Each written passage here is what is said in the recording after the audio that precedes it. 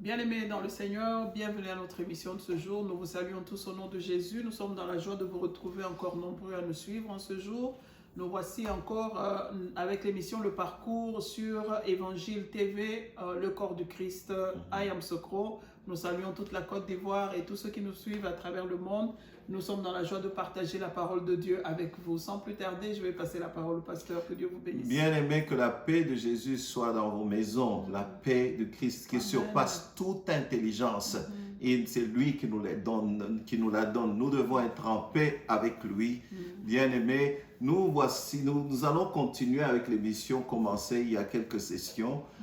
Nous parlions de l'épreuve ultime. Il s'agit bien de la vie d'Abraham. Nous essayons d'apprendre des leçons de cette vie-là. Une vie de foi. Nous avons besoin de cette vie de foi dans le couple.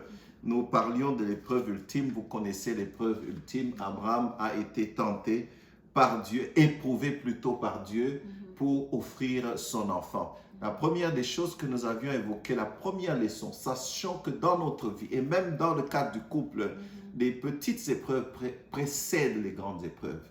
Dans l'objectif de nous affermir, de nous préparer à être vraiment des hommes et des femmes de Dieu.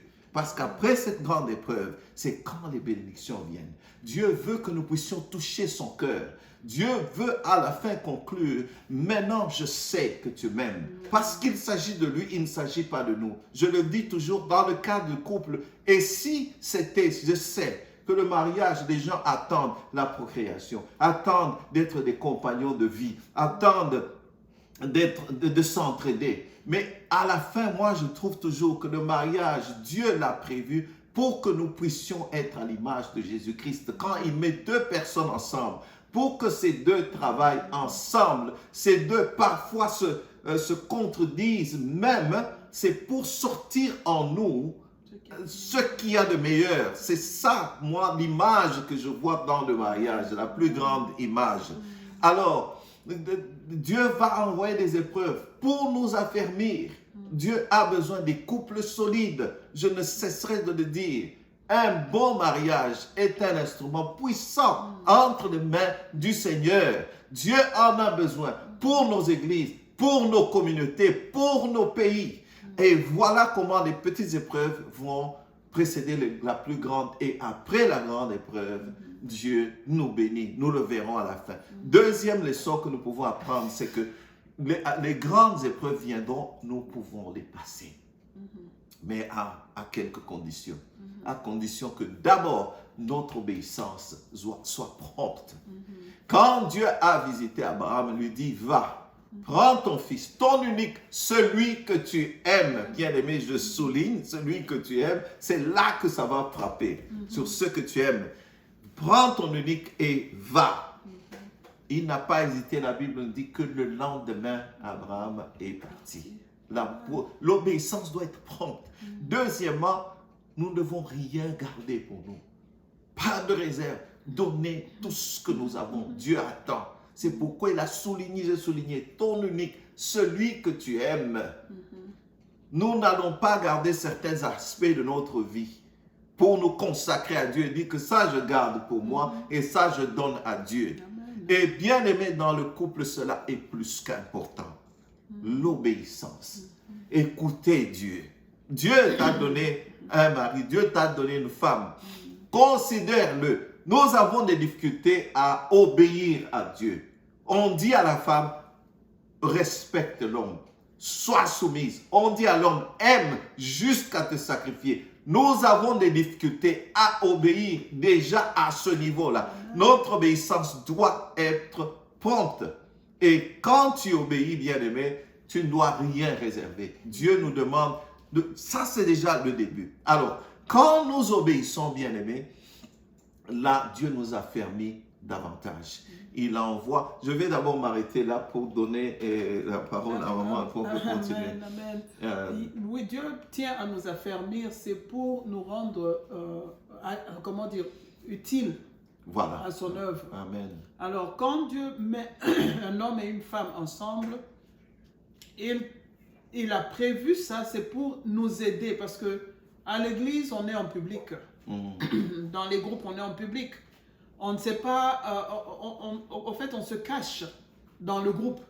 Personne ne nous connaît, alors on va avec la vague du groupe. Mais dans le mariage, on est un et un, on est là. Les deux là feront un, comme Dieu a dit. Amen. Alors, on va se frotter. Ce n'est pas qu'on va éviter de se frotter. Je vois les Américains créer des groupes de matchs, comme on dit. Comment on dit ça en français encore? Matchmaking, pour trouver la personne qu'il te faut, oui. La personne qui a vraiment ce que toi tu attends, la personne qui est comme toi. Dieu n'est pas dupe quand il a créé qu'une personne totalement différente se marie à une personne totalement différente d'elle. Voilà.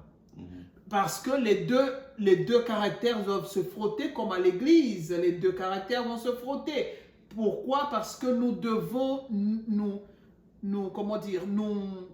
aider à nous reconstruire pour atteindre le niveau que Dieu attend de nous.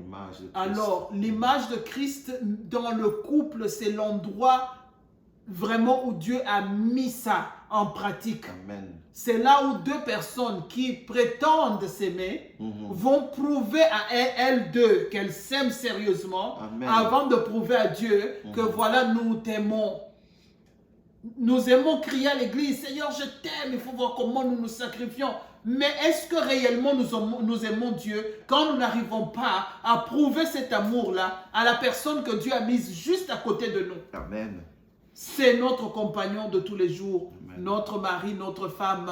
C'est ça que Dieu attend dans le couple. Amen. Alors, quand Dieu demande à Abraham, donne-moi le seul que j'ai promis que je t'ai donné, le seul que tu aimes de tout ton cœur.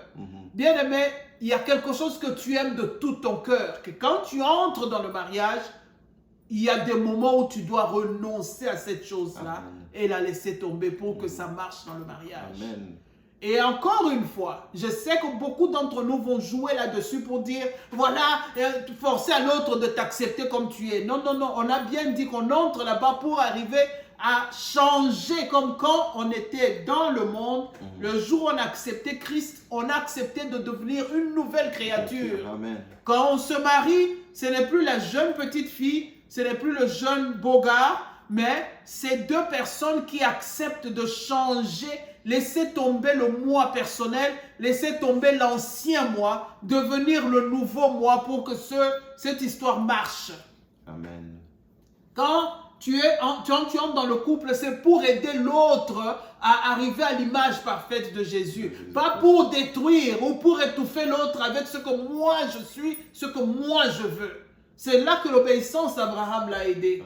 Amen. C'est là que l'obéissance des hommes de Dieu les aide à arriver là où Dieu attend qu'ils arrivent.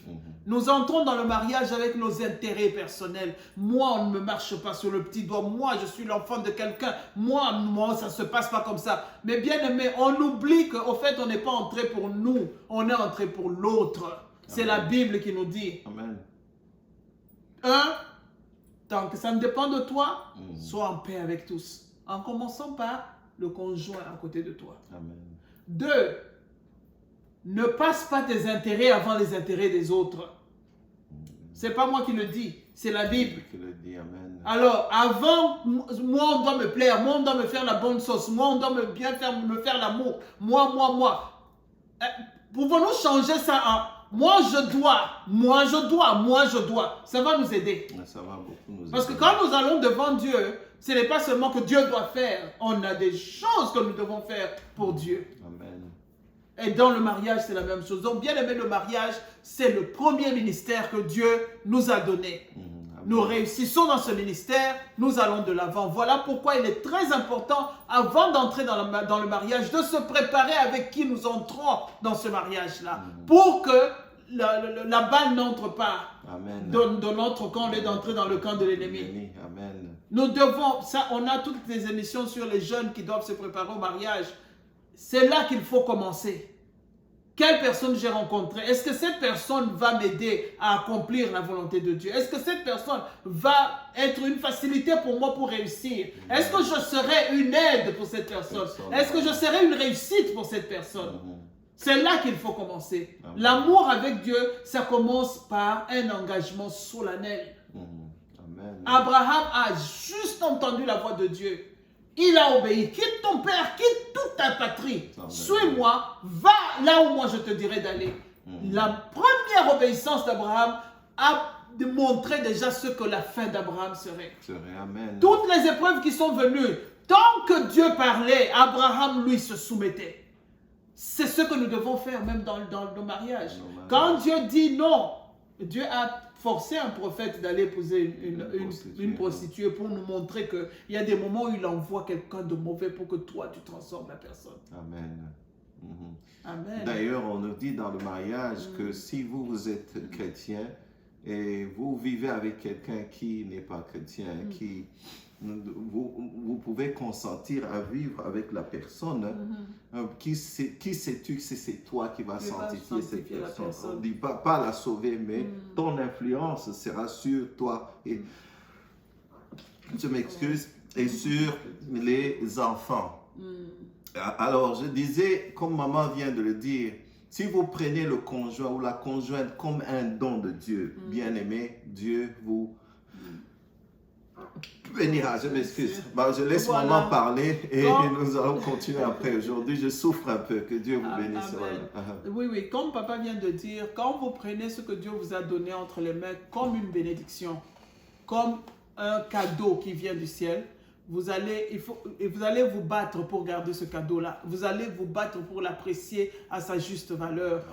Le mariage, c'est un don de Dieu. C'est Dieu qui a créé le mariage. C'est Dieu qui nous a mis dans cette union-là. Et il a dit qu'avec chaque épreuve qui viendra, il a déjà prévu les moyens d'en sortir. Alors, arrêtons de nous tourmenter, arrêtons de nous troubler chaque fois, mais gardons la foi, bien-aimés.